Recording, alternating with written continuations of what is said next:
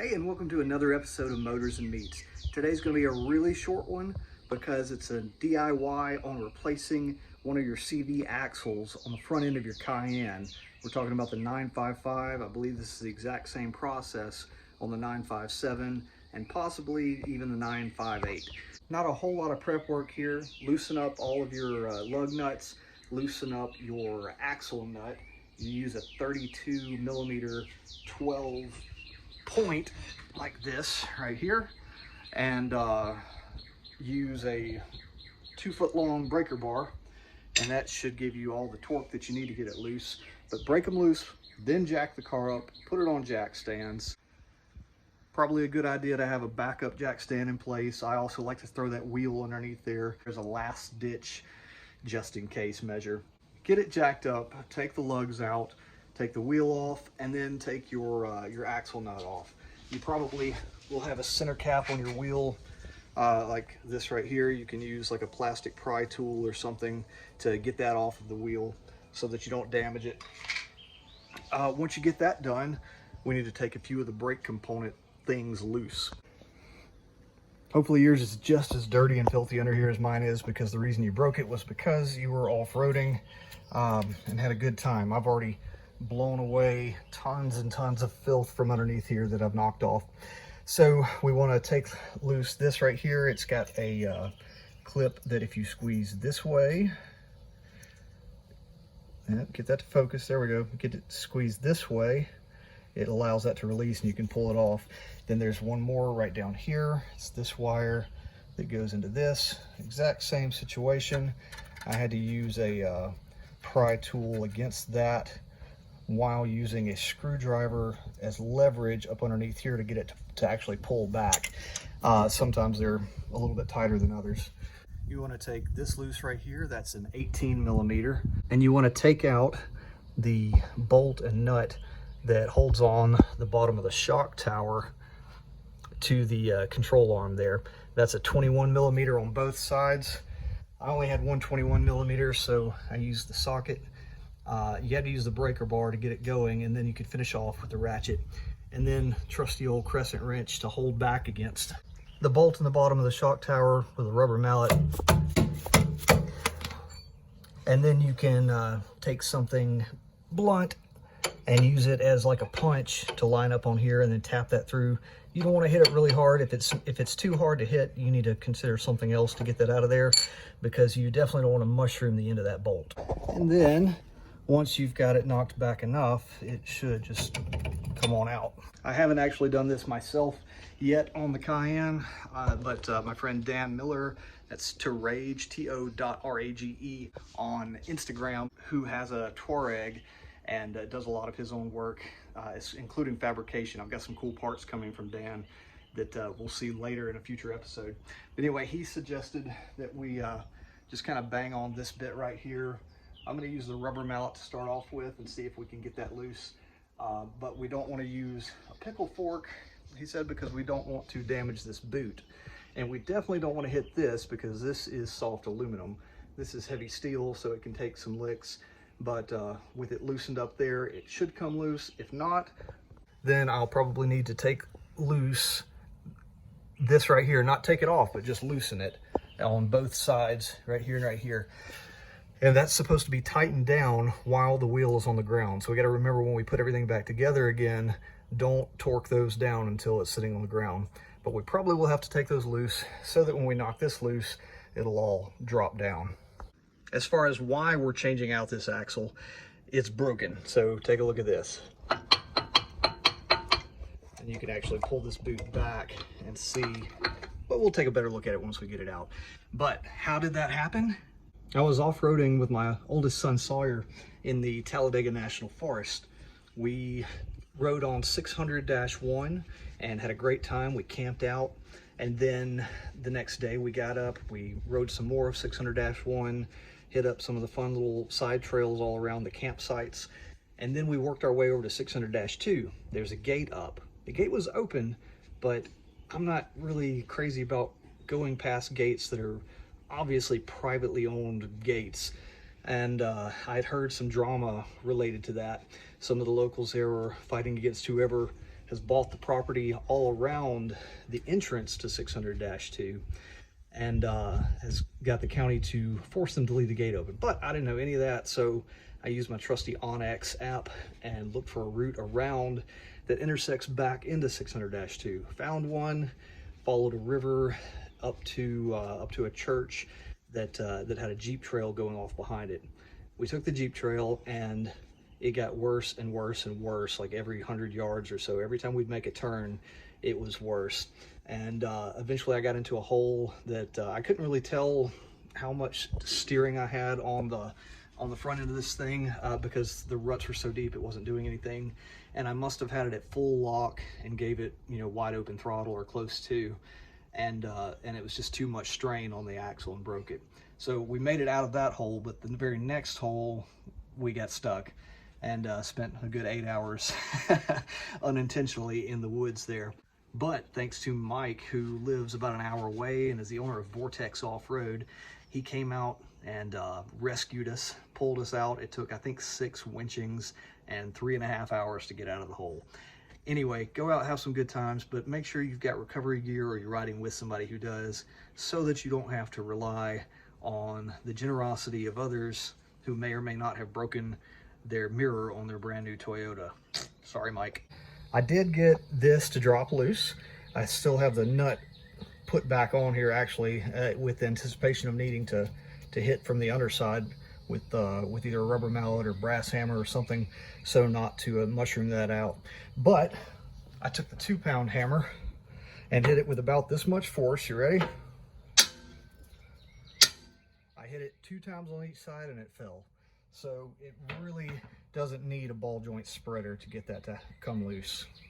Hey, this is Michael from 5 Minutes into the Future. Don't listen to anything that I'm about to say because I'm a moron. You have to take loose the clips that hold the brake lines on. Take a look at this. What you're about to see in just a moment is when I take this nut completely loose, this drops down and it's hanging just barely, right? So then I go to take one of these loose, and as I'm twisting on that, it's shaking everything around, and this does come completely loose, and everything is sort of hanging by this brake line, which is clipped on right here, that you have a little, what size is it?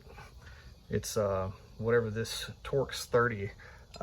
And then also you have this clip right here, which fastens down inside of here. I can show it down there with this bolt here, which is one of these Allens. Let me see. It's Allen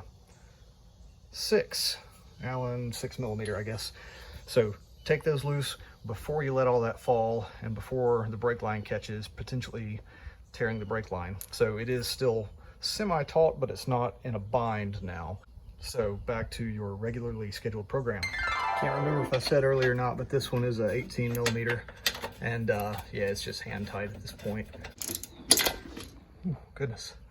I was a bit worried that that was going to sling out and hit me, but it did not. So brake line wise, again, we talked about what to take loose on here, and I've got this pulled loose, this unplugged, and this one down here unplugged. I'm looking to see if there's anything else. I don't think I'm going to need to do anything with the hard lines, and I think I've got enough here, but this is loose now from up top. It's just barely hanging on. And between that and the space down around the bottom of that fork from the shock, we should have enough room to work that out. So I guess now we go ahead and take loose the actual axle. That uses a 12mm or size 12 triple square to take that one loose. And we've already taken this one loose because this is the end of the axle. That was our 32mm with the 12 point. So if you don't mind staying tuned to the end, I will then show out all of the different tools that I used for this, so you don't have to bring your entire toolkit on the road with you if you plan on changing this out in the dirt on the side of a trail. And also, if you haven't subscribed yet, I'd love it if you'd hit that button and help the channel grow. I really appreciate it. I have fun doing this, and it makes it a lot more fun when there's more people along for the ride. Those come out pretty easy, not much drama there. I did use the shorter breaker bar. I think this is like a, I don't know, 16-inch breaker bar to get them loose, and then just the ratchet to come out the rest of the way. So now the trick is to get this thing to slide out through that gap created by the shock fork and the lower control arm. And I'm finagling with it. once I figure out what the trick is, I'll report back and show you what we did. I figured it out. It was just as easy as switching the ignition on, not cranking it up, and steering all the way to the right for this side of the car. And that gave some more room here. And then I was able just to pull up this way and then get this end over here to drop out. Last thing to work out is the rest of the CV joint is still there. Easy peasy. 2-pound hammer right on the end of the shaft right there, because you don't care about mushrooming that necessarily. It's smaller than what the splines are, so even if it does mushroom out, it's still going to slide out, and you don't have to ever use this again because it's ruined. So yeah, just 2-pound hammer that guy out. I was able to get it almost all the way out, and then trusty crowbar to you know, pop it the rest of the way. The biggest issue here is that you get covered in grease quite a lot, and so does everything else. So be sure to hit everything with some brake cleaner before you start putting things back together. My new axle hasn't actually arrived yet. It's due in today, and I have a spare coming tomorrow as well. So I thought it'd be a good idea to go ahead and get everything off.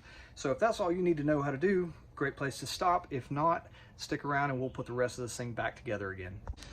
All right, it's the afternoon now. The part arrived finally, so I'm back out here putting it back together.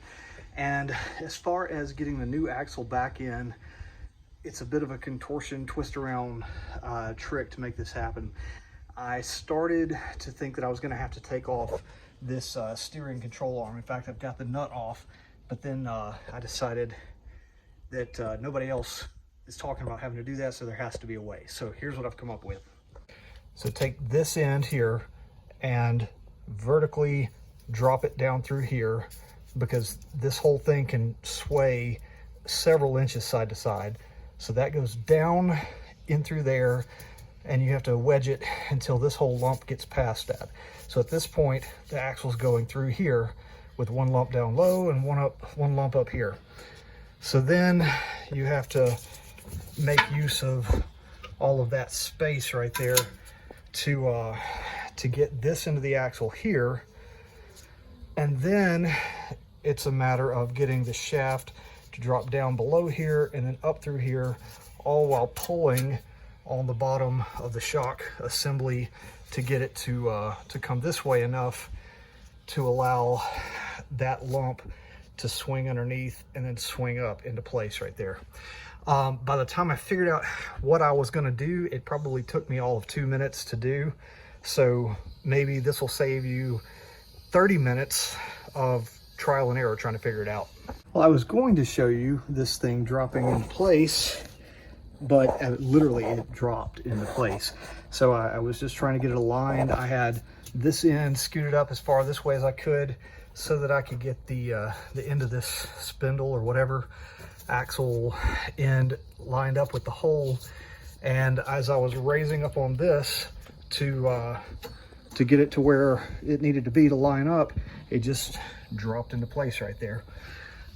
So I believe what I'm going to do next is put the jack under this to jack it up so that I can get the bolts back there onto that guy there with our what they call triple square 12s. And then it's just a matter of putting this ball joint back together, putting the bolt through the bottom of the shock where it attaches to the lower control arm, and then hooking up all of our brake wire clips and everything, and then we should be good to go, and we'll test it. So if something interesting comes up, I'll show it. Otherwise, I'll see you at the test. That did it. I just did my test drive. Everything works as it should. The symptoms I was having were when I put it in park while it was in regular high range, I guess, it would drift forward if I was on a hill and just wouldn't actually go into park. I caught it rolling twice, 3 times maybe, and had to run and jump and hit the brake. But had to use the e-brake. The other thing was it would not go forward or reverse unless I was in low range with the diff locked. That was the only way I could get any kind of forward motion. I was, stuck in the woods and had to drive 20 miles. Once I had help getting out of the woods to get to the nearest town with a hotel so I could go to sleep after quite the ordeal. Good stuff. Ended up renting a U-Haul and a U-Haul trailer to bring the thing back home to Mississippi. Anyway, that's neither here nor there. So here is a picture of all the tools that we needed. It includes 24-inch breaker bar, 32-inch 12-point socket, 12 millimeter triple squares, and then 18 millimeter socket, 21 millimeter socket. I used a crescent wrench, and I think that's it. Anything else that I forgot to say, I will just have it spelled out here at the bottom. Thanks for watching. Hit the subscribe button if you haven't already. Don't be afraid to go out and drive these things the way they were built to be driven, because if they break, you can fix it.